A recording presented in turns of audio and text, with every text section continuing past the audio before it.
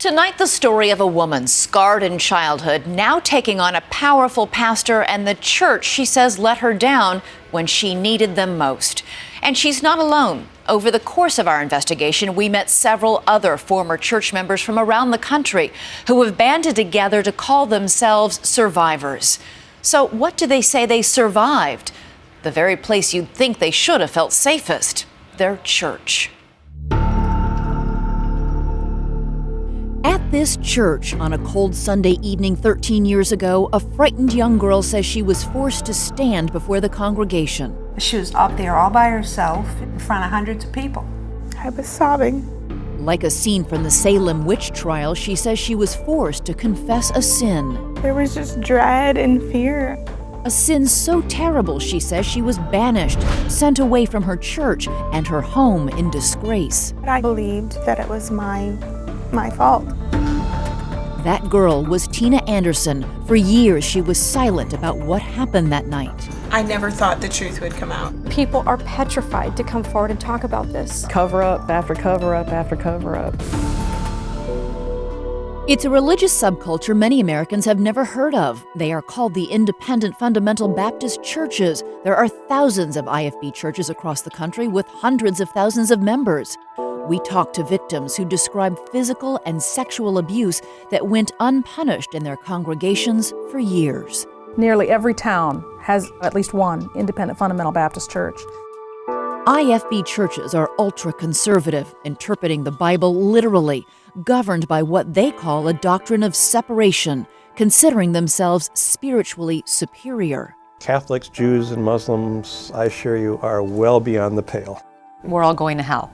Yes. Mm-hmm. There were a lot of rules, a lot of them about dress, very conservative, very long, very high-necked dresses. Your knees need to be covered at all times. How strict are we talking about here? We weren't allowed to hold hands with a boy. You couldn't go to the movies. We were not allowed to have any rock beat in our music. Men are in charge. It was ingrained in our head, we don't question. Women are in a subordinate role. No time for cooking, no time for cleaning, no time for loving, no time for the husband. Male power that has allegedly led to serious abuses. It's God at the top, then the husband, then the wife, and then the children in that chain of command. And it tends to be very unforgiving, very hierarchical, and also, in many cases, tragically abusive. But this IFB pastor condemns the abuse and insists that IFB churches are not all the same. We care about people. I gotta touch people's lives. We want to show the greatest love. What really happened to Tina Anderson? Growing up in Concord, New Hampshire, Tina's IFB church was the only world she knew. We were there at the church at least 6 days a week, sometimes 7. All of my friends were there.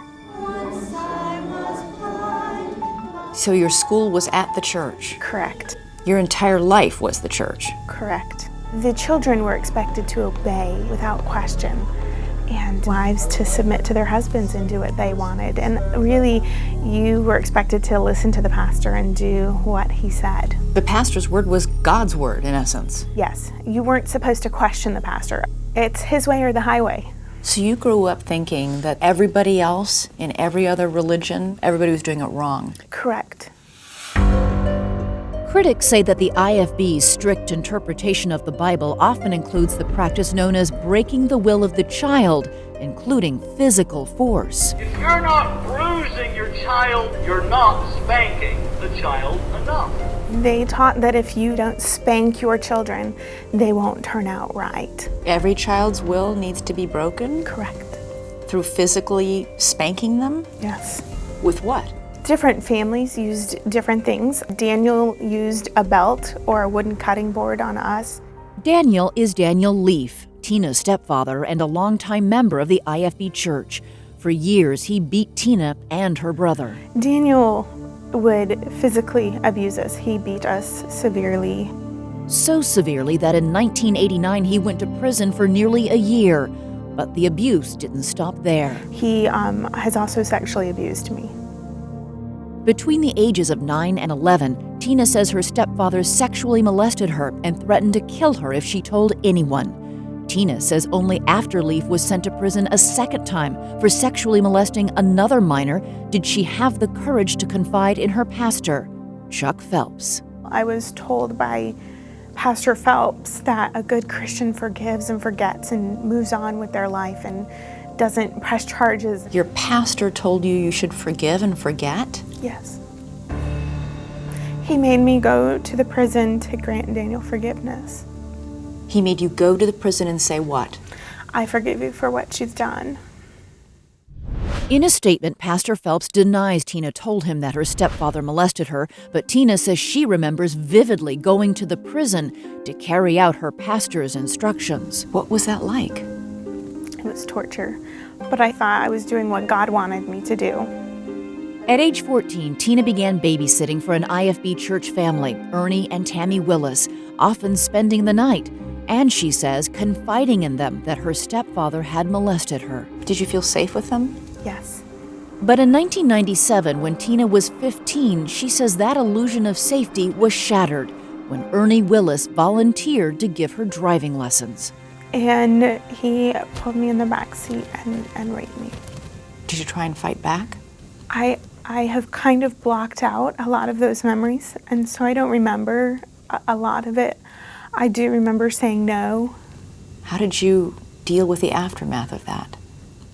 I think you just kind of like try to think it never happened. A good Christian doesn't press charges and doesn't, do anything. Forgive, forget, move on. But a month after the alleged rape, Tina says Ernie Willis came knocking on her door. She was alone. I opened it and I let him in. Stupid choice. You were 15. You were a girl. I still struggle to not blame myself. Tina says she doesn't remember what happened next, only that for a second time, Ernie Willis raped her. I did say no, and then I just blanked out. You just get to the point where you can't take anymore. And again, Tina says she remembered Pastor Phelps' instructions to forgive and forget. She told no one, not her mother, not her pastor, not the police. In fact, I didn't even tell anybody until I found out I was 4 months pregnant. Were you scared? Yes, and I felt like my life was over.